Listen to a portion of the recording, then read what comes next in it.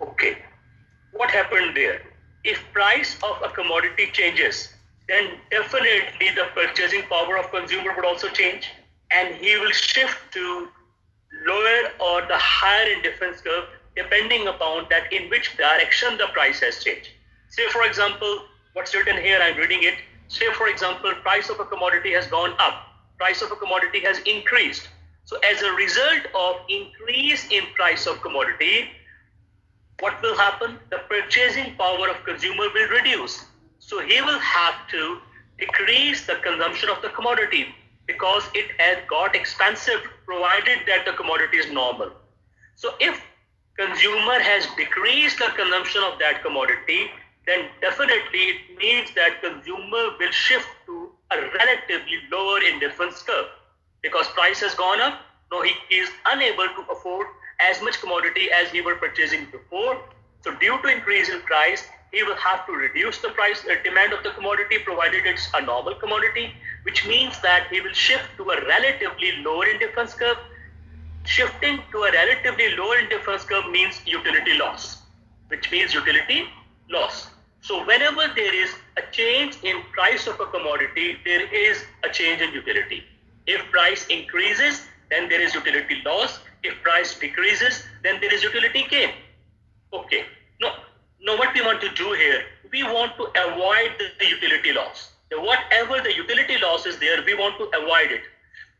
In your course of intermediate microeconomics, your teacher must have taught you about this thing, that for example, if let's say there is increase in price of a commodity and consumer is not able to maintain the same utility level, there is loss in utility, then an imaginary compensation which is given to the consumer so that he gain the same level of utility. This was the idea, which you know is called the compensation variation. Now I'll discuss this compensation variation graphically as it was taught to you in the course of intermediate microeconomics. Any questions so far? Okay.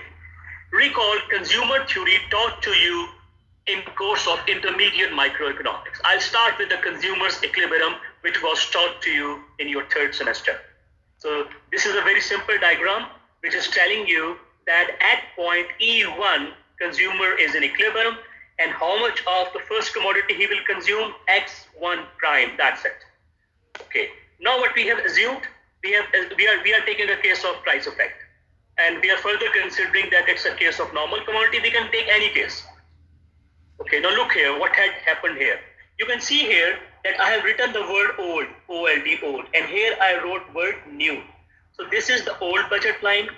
The equilibrium point E1 here is shown here. Now the price of first commodity P1 has gone down. Price of second commodity is still the same. Income is still the same. So what will happen to your budget line? It will get flatter from the horizontal axis. This is the new budget line. You all have the idea of it. So since the price of X1 has gone down and it's the normal commodity, so what will happen? Consumer will increase the consumption. Consumer has increased the consumption from X1 to X1 triple prime. Consumer has increased the consumption from X1 to X1 triple prime. The equilibrium point has shifted from E1 to E3.